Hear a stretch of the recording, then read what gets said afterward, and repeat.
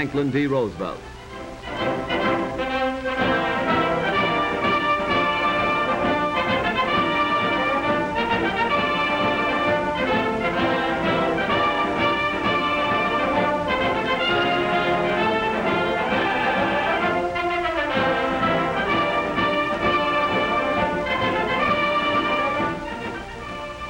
Every worker in the country, farmers, bank presidents, streetcar conductors, dentists, teachers, clerks, mechanics, even unskilled laborers, work 3 months of every year to pay for what government spends.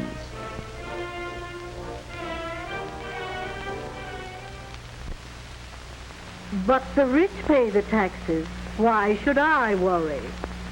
That's where we're fooling ourselves.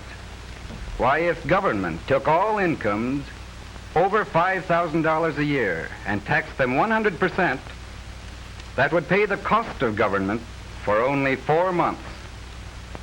Everyone, whether in the factory, shop, farm, or office, pays for the cost of government. Well, suppose we do. But I am willing to pay taxes to provide national defense for my country, to see that we have an army, a navy, and airplanes strong enough to protect us against any invaders. Every American agrees that our country's defenses must be so strong that no nation would dare attack us. We don't want what has happened in Europe to happen here. Let us not forget the lesson taught by Europe's agony. We all know that England and France tried the easy way, that France under Premier Léon Blum had a New Deal similar to our New Deal, and that today the French people have paid in blood and sorrow the price for that fatal experiment. Every thinking, patriotic American favors this country building up its national defenses at once. That job has been delayed far too long by the experimenters in Washington. No one today disputes the need for a powerful Army, Navy, and Air Force for our national defense. For these taxes are willingly paid. But our money has not been spent during the last 7 years for national defense. In the last 7 years, the New Deal has spent the breathtaking sum of $58 billion. Of this total, only $6 billion and $900 million was spent on national defense. So-called defense taxes now being imposed are not sufficient to meet the ordinary deficit, much less defray the cost of past, present, or future defense. What did we get for the money spent by the New Deal for defense? Ranking officers of the Army have told Congress, in effect, that our national defenses are woefully inadequate, that we lack automatic rifles for our infantry, that we need tanks and anti-aircraft guns, that few of our airplanes are modern in the light of the lessons taught during the European War.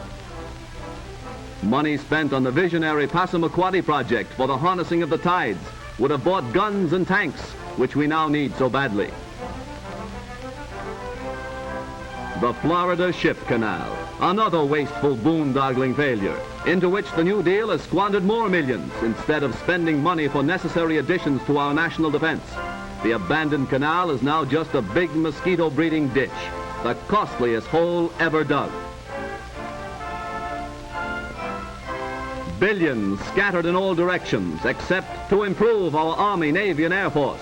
New agencies, new departments, new bureaus, more and more job holders to run these agencies. In the last 7 years, the number of civil employees of the federal government has increased by almost 400,000, and increased double the size of our regular Army, and many of them receiving salaries far above that paid to the average man and woman in this country.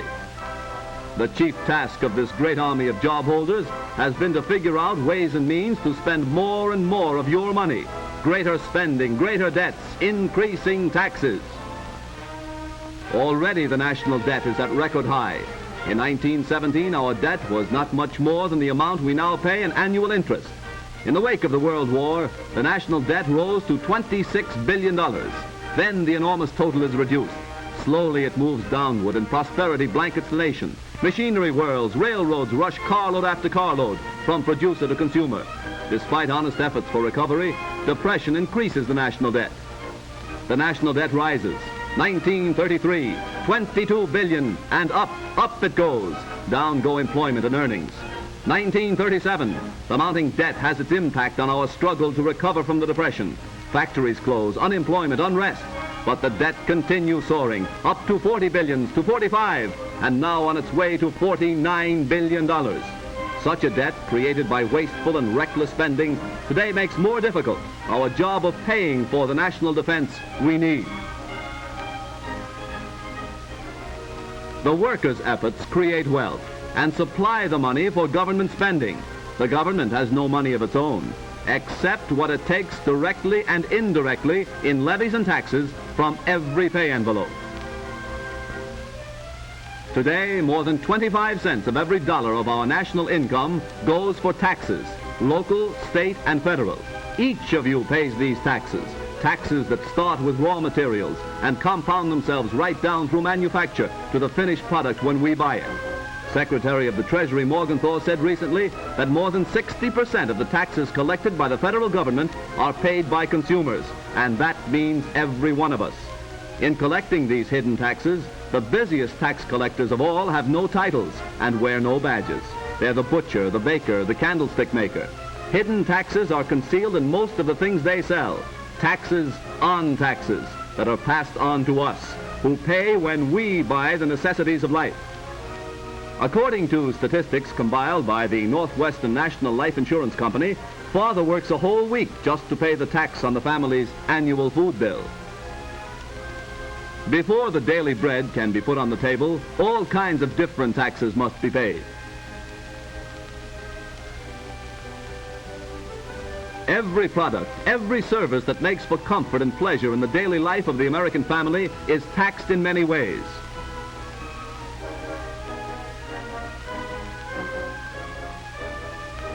Families with a monthly income of $200 pay $26.12 a month in indirect taxes.